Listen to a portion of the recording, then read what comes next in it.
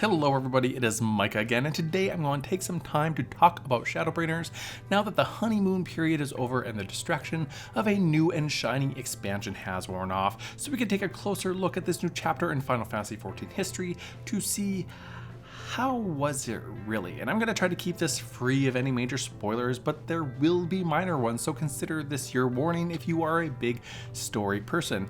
As usual, I will give you both positives and negatives, trying to keep my review a little bit more balanced. And remember, these are all just my opinions, so it's totally cool if you disagree with me. I have timestamps below if there's something you want to know about specifically, since this will be a longer than normal review as it is quite extensive.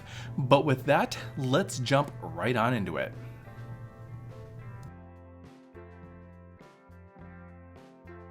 We are going to start with the story because I think the story was definitely one of the high points of this expansion. This story, especially compared to others, is by far the best. There was definitely some bumps and some plot points that were kind of ridiculous, but looking at the big picture, the story was simply amazing, especially that conclusion. And I'm not going to spoil anything here, but if you've been following the story at all through your playthrough and have any interest in the lore whatsoever, it's going to be pretty mind-blowing. The writing is well done, the voice acting again is some of the best we've had so far, and there didn't seem to be too much filler. You could tell they did have to rush a few things for time, but at least nothing was too drug out. When it comes to the Warrior of Darkness thing, which was a huge part of the advertising, it fell flat really fast. I felt almost lied to about this part because they just wanted a hook for the expansion. But overall, I really give props to the creative department here. The story is a job incredibly well done. We see a lot of recurring characters, even for being in a whole new world, since many of these scions came across the rift before us, but even though some of them are the same, it seemed like they had a definite shift in personality off screen. Now, this isn't necessarily a bad thing since character development is always good, although if these characters were new, it would be incredibly hard to like them since they just seem sort of bland, and in the case of Thancred and Estola, kind of bitchy, but not the good kind of bitchy. When it comes to new characters is where we get the really good ones, and I will admit I'm not as much of a fan of the Crystal Exarch as some are. I just really don't see his appeal. To me, his character was very flat and one-dimensional, basically just being there to move the plot forward. But of course, I didn't really see the appeal of Haurchefant either, so maybe that just has something to do with me. But for being so recently introduced, Emet-Selch was so cleanly developed. They integrated him so well into the story that you felt like he's been a part of it the entire time. He seemed almost like an old friend, and that is not an easy thing to accomplish. He was by far the best new main character of Stormblood in my opinion, and a testament to the writing and the creativity of the people behind the writing. Then we have a plethora of minor characters like Lina, Runa, or Magnus who had such good side stories, even if they were quick, that you just wanted to know more about them. Especially Runar, who is by far the best non-main NPC, and actually Magnus too. In fact, they really made the characters who were part of the new races very likable, but I'm sure that was done for a reason. Then we have other characters like Ranjit and the Jongler twins who had so much potential, but were never really explored even though they were more important to the plot than these others. This is likely due to them not wanting to overkill main quests, but if Square Enix had made these quests interesting, that would have been a non-issue. The lack of development with these three characters especially felt like a huge dropped ball. When it comes to the new zones, I have very little criticism. I think they were really well designed and some of the most beautiful zones that we have seen yet. Now you can tell the graphics are starting to age and there are still limitations they have to work with due to the engine and the coding, but if they could do this with the constraints that they have, I cannot wait to see the next Final Fantasy MMO, especially since consoles are kind of starting to catch up to PCs. And this is reflected in the dungeons as well. Now, I don't know if they have new environmental asset artists at Square Enix or if they just learned how to build a better zone, but they are visually stunning.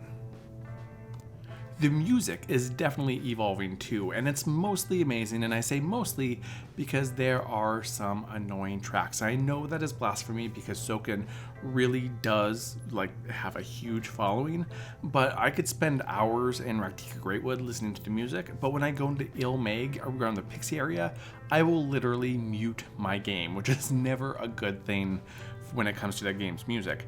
However, the music also really sets the mood. In Clusa and Amarane, for instance, the music was absolutely perfect for the beginning of the story. It really helped make you feel like you were on a dying world. Soken is very, very good at his job. There are a few misses amongst all that goodness, but they are genuinely very few. And that dancer theme, I love the dancer theme. I wish they would release a super extended version of that because I could sit here and jam to that all day long. The Hrothgar and the Viera were introduced as the new races, and honestly, I think they look exceptional. They do come with their limitations, with headgear not displaying and severely limited hair options, especially on the Hrothgar, but again, they look really good, and I'm not upset about the gender lock. I think Yoshida's comments on why it was done made a whole lot of sense, and in the grand scheme of things, it is such a minor thing that has zero effect on gameplay. I mean, I play elves all the time, and gender locking the elf either way wouldn't bother me in the slightest. Gender or race locking jobs, like some other games do, yes, that is wrong, but just regular gender locks? No. Give me a larger variety of races over a larger variety of genders any day. Now, I understand there are people losing their minds over this. It just doesn't make any sense to me personally. So, you wanna know what? You do you. The Dancer and the Gunbreaker were introduced as the new jobs, and technically Machinistas too, since they radically redesigned it. And I haven't played Gunbreaker since I don't tank, but I have both Dancer and Machinist at level 80, and they are amazingly fun. Most other jobs you hear very little about, but when you do hear something, you hear a lot. The three healers were mostly homogenized, creating a lot of ire within the healing community, and there is some grumbling in the bard community as well, since bards also fell victim to a very poor redesign that stripped them of any utility and made them basically rangers. Ninja and red mage are in a really bad state, as well as astrologian as well, due to low numbers and lacking utility. Now that Machinist is done, Summoner and Bard are definitely in line as being in need of a huge rework because they are just not living up to their namesakes. The numbers are good, but just the actual design is really poor. I do have a video on class design in the works right now, so I will talk more about this then. I would touch on crafting and gathering classes in Shadowbringers, but there is nothing new, so there's nothing new to say. Gear progression at level 80 is still handled the same, and that was a big disappointment. The gear progression in this game is honestly just awful. I am so tired of tomes. I am so tired of tomes. I think they are a nice option, but I do not think they should ever be best in slot, especially at the launch of an X-Pack. The homogenized roll gear could stay as tome gear for those who don't have a lot of time to play or who need to get caught up, but I really wish they would do something new, like make the job-specific gear, which never has a time to shine, upgradable somehow, instead of being just a stepping stone to that boring tome gear. Utilize some old content or give us something new. As long as I don't have to craft high-cost items or run fates for hours and hours on end again, I'm good. Battle has gone through a slight redesign, but not as much as I expected, going by Yoshida's comments prior to Shadowbringers launch. All they honestly really did was dumb it down even further, with the removal of things like most of the remaining buffs and debuffs, not to mention TP, which I personally would have preferred to have become more like 11's TP system rather than just removed. They did add charges to some abilities, which are the ones that actually could have been used in an 11-esque TP system. But still, the charge system is frankly the best addition they have made to Battle in a long time. I really like it, especially since they didn't overkill it. So overall, the combat isn't really a high point, but I mean, honestly, it never really was for this game. Fates were changed up slightly in the form of adding a currency to buy things with, like bardings and orchestration music, but the only thing I ever found really important were the mount speed boosts, which you can get after completing only 6 fates, and that's because it makes doing the main story so much better as you don't have access to flying and the default mount speed is so slow in these large zones.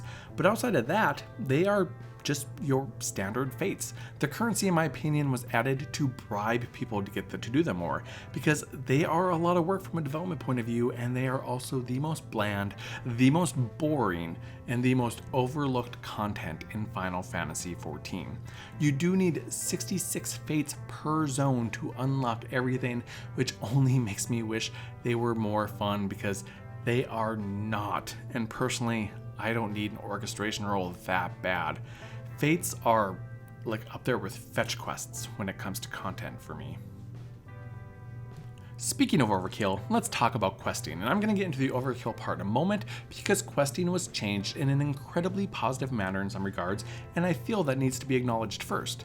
So now all quests in all the new zones are just a flat level 70, and the rewards you get are adjusted to your level. So if you complete a quest on a level 74 job, you get level 74 rewards, no more and no less, and that makes completing them a lot more worthwhile. However, and here's the overkill part, they added so many. I mean, they went really overboard with side quests. I have quest markers littering my maps because I only did the ones I needed to. It's hard enough to get me to care about fetch quests that run me all over a map and back again, but when you hit me with 30 of them at the same time, it makes me not want to do them at all. And when I do, because I eventually will when I level another job, I will skip all dialogue, all cutscenes, all work that went into them because it's just too much. They have too few main quests and too many side quests. Square Enix really needs to find a more proper balance because the story could have been made better by expanding a few storylines rather than giving me so many, hey, go over there, kill 3 of those, and then run to the other side of the map and click this thing and then come back and turn it in sort of quests. So side quests were handled amazingly well technically, but there were just way too many of them.